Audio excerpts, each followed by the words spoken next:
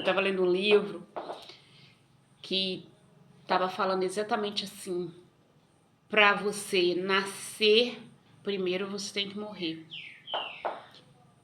E até então eu conectei aquilo com a passagem bíblica que fala: necessário vos é nascer de novo.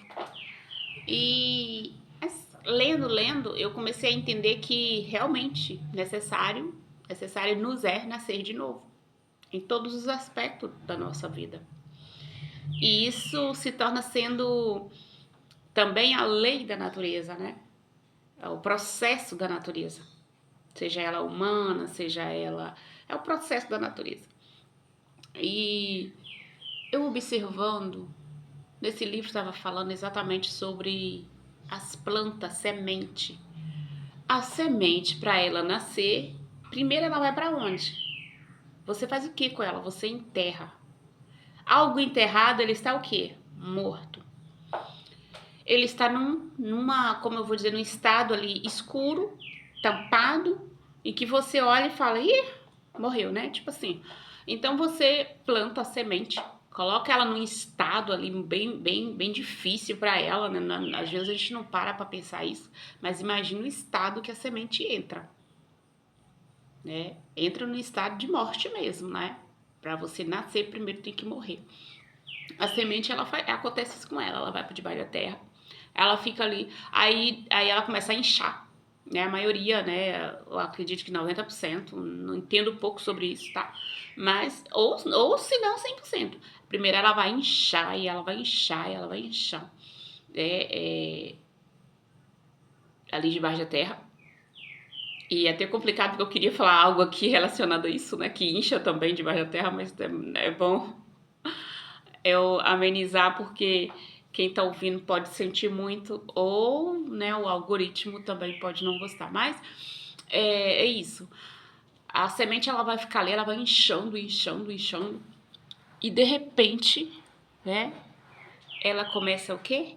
Abrir um espacinho e brotar um olho, e aquele olho começa a ter força e vai procurando a luz. Olha para você ver. Por que que essa semente ali plantada, enfiada na terra ali, por que que o olho, o broto, né, vamos chamar assim, o broto não cresce para baixo e a raiz para cima? Não, a raiz sempre para baixo, onde vai dar firmeza, onde vai dar o sustento, e a plantinha vai saindo para fora. Olha que interessante esse processo. Quando ela sai para fora, ela tá procurando o quê? A luz.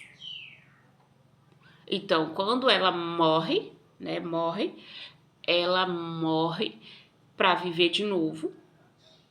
E ela começa a viver procurando o quê? A luz. Gente, você que entende aí a linguagem cristã e a linguagem bíblica, faz todo sentido, né? Então é isso mesmo, ela começa a procurar a luz e ela vai virar aquela planta linda, maravilhosa, de acordo com o cuidado que você tem com ela. Tem umas mais resistentes, mais robustas, que se você não cuidar, ela vai sobreviver do mesmo jeito, como os plantas ali do deserto, né? Como também os cactos, né? Eles têm mais resistência a aguentar ficar mais tempo sem água. A resistência também ao sol. Outra coisa também, o casulo, né? O casulo, você olha e fala assim, morreu-se a lagarta. Morreu. Tem hora que o casulo, quando você toca nele, ele chega a estar seco assim por fora. É um estado de morte para que venha nascer de novo. Tá entendendo, tá? Então é exatamente isso. Exatamente isso. E às vezes a gente não tem só essas, como eu vou dizer, eu tô usando de simbologia, né? Tem muito mais. Eu não parei para dar uma pesquisada, mas tem muito mais. O nosso estado interno também é do mesmo jeito. Do mesmo jeito. Aí a pergunta que eu faço para mim hoje, para você, é como está aí o nosso estado interno? Como que tá? às vezes está passando por uma situação de morte, né? Morte que eu digo assim, no sentido de, como eu vou dizer, no sentido de fraqueza, no sentido de solidão, no sentido de ruína mesmo, no sentido de estar ali naquela escuridão, no processo da escuridão, assim como a semente, assim como casulo, né, a lagarta lia, no sentido de escuridão. Mas o que é muito importante e o que é muito bom saber é que existe um estado de luz que você pode mudar, né? Migrar para esse estado de luz. De acordo com o que você come, de acordo com o que você fala. A maioria das doenças é aquilo que nós comemos. O nosso estado interno está morto.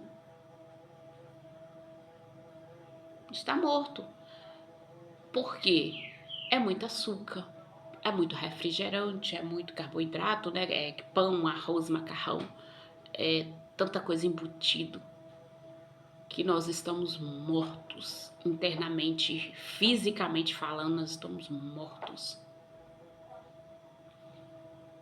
Eu vi também em um livro dizendo: você é aquilo que você come.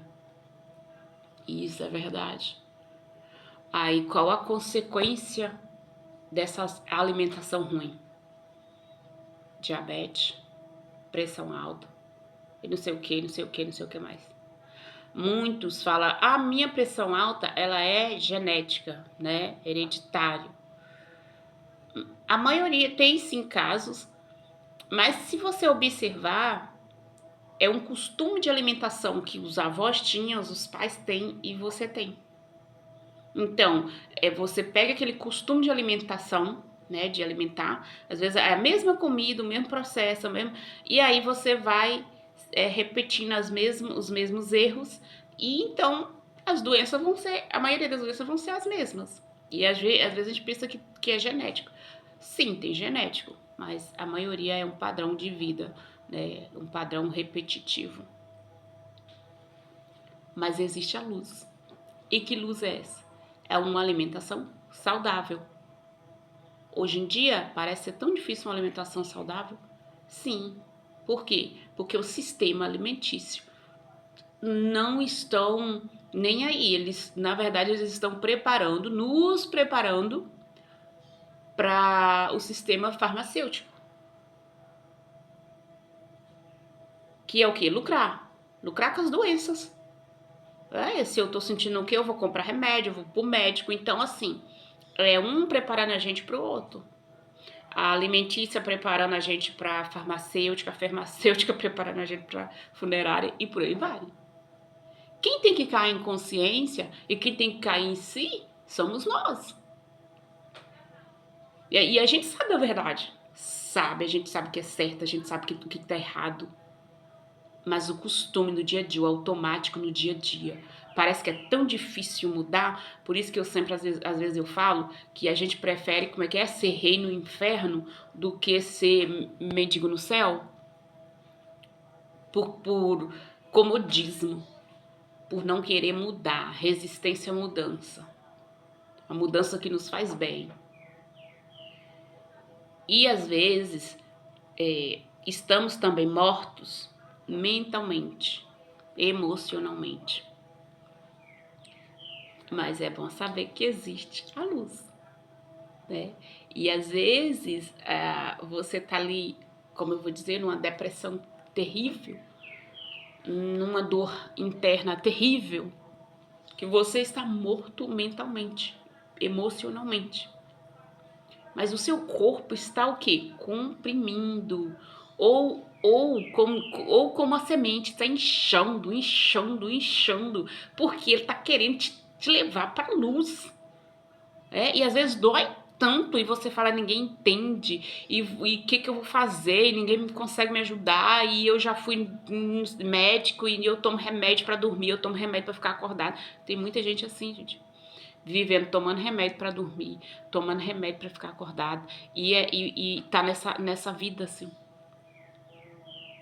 E seu corpo tá ali inchando, gritando e gritando, te levando mais à dor. Por que ele tá te levando mais à dor? Porque ele tá querendo te empurrar pra luz. Olha a semente inchando, inchando, inchando, para trazer o broto para fora, pra luz. Para te trazer a consciência.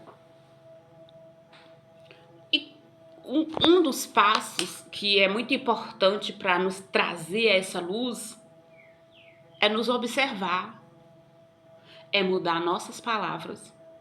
Porque pensa um negócio, num trem poderoso. É o que você diz, é o que você sente. E não é só dizer, você sente. O sentir, o tá aqui dentro, é o que importa. Às vezes, você fala assim, eu sou abençoado, eu sou abençoada. Mas internamente, você não tá sentindo isso. Né? Você, eu sou filha de Deus, eu sou abençoada. E que bom, pelo menos tá falando, né? Daqui a pouco tá sentindo. Isso é importante. Mas é necessário que a gente realmente sente isso. Porque senão, nós vamos fazer o seguinte, nós vamos clamar a Deus com a nossa boca, mas o nosso coração tá longe dele. E o importante é os dois andar junto. Então fala e sente. Se você sente que final do mês as coisas vão faltar, vai mesmo. Vão faltar. Por quê? Porque infelizmente nós vivemos num sistema que ferra conosco em todos os sentidos. Essa é a intenção do sistema. O salário mínimo hoje, né, realmente, para uma família chegar ao final do mês e não faltar alguma coisa, é impossível. É impossível. Isso uma família de 3 pessoas é impossível. Se a família paga aluguel, uma família de 2 pessoas, então, já tá aí no mesmo jeito. O que acontece com o nosso emocional, com a nossa mente? Chega no início do mês, você recebe seu pagamento. Uma alegria, né? Pagar as contas. Ou outra coisa, paga suas contas com alegria. Tá? Paga sua conta de luz com alegria. Com gratidão. Às vezes você vai pagar sua conta de luz. Então, cara, a conta de luz todo mês é isso. E aí espragueja a companhia, né, que fornece a luz, espragueja, amaldiçoa. Mas você não para pensar que essa luz que você tá pagando, você usou. Claro que tem casos que nem usou, né? Isso aí é outro assunto. Mas assim, você parou para pensar que você tem uma geladeira que funciona, que ela gasta energia. Você tem a luz da sua casa que ilumina você à noite. Talvez tenha um ventilador ali que ele bate um vento em você à noite.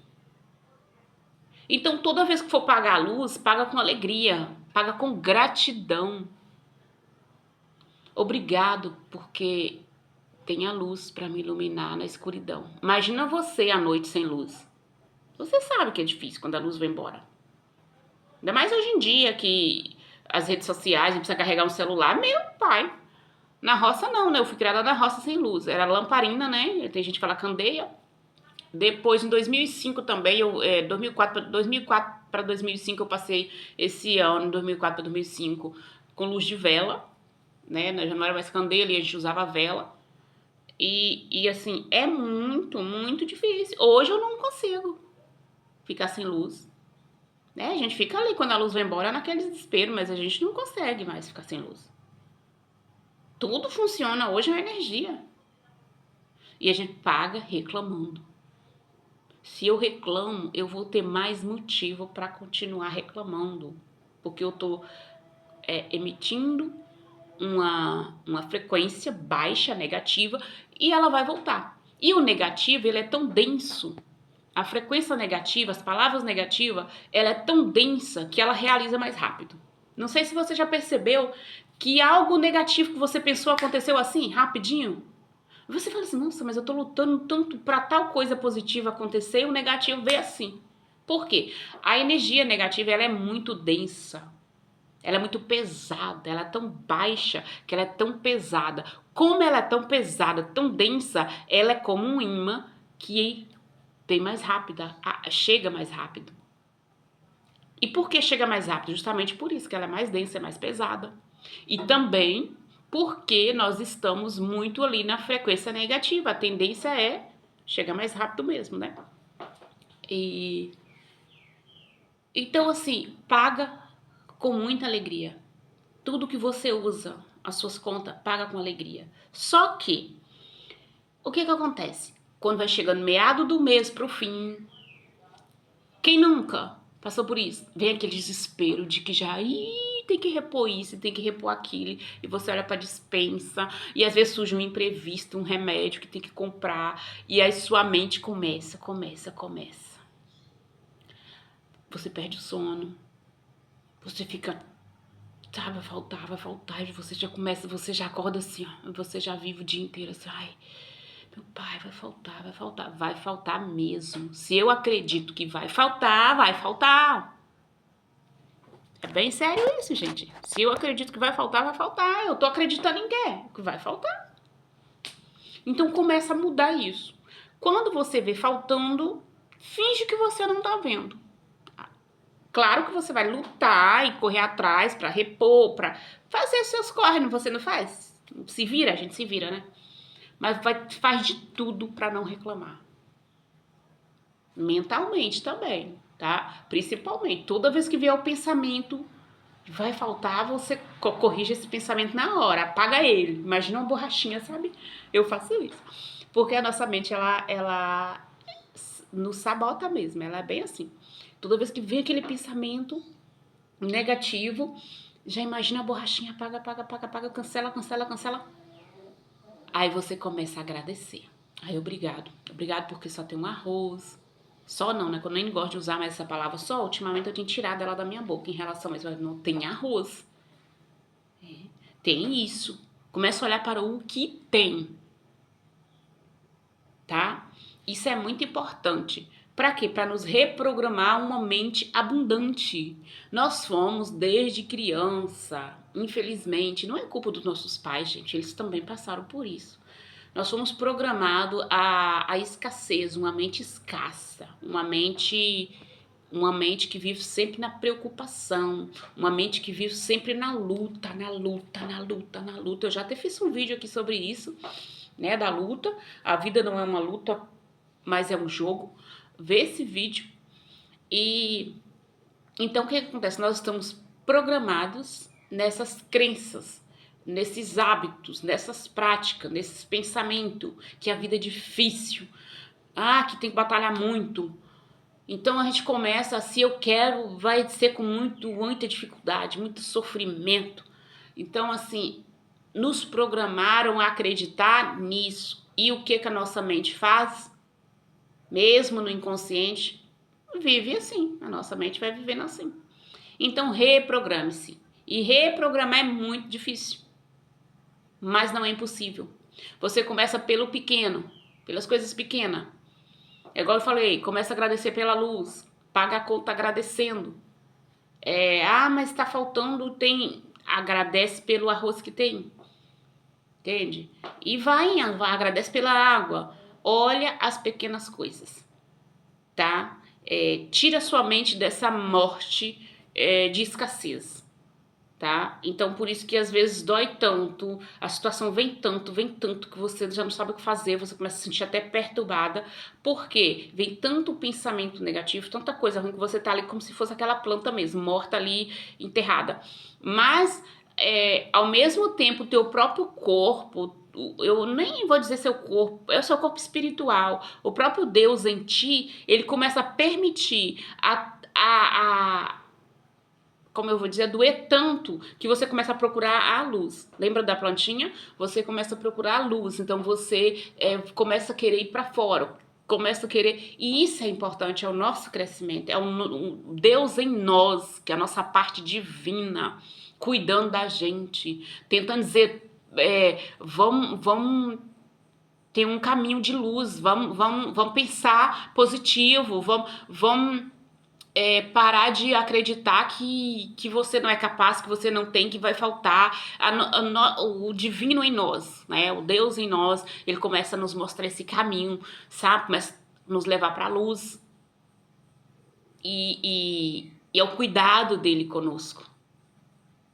Então, entenda que a positividade te ajuda muito.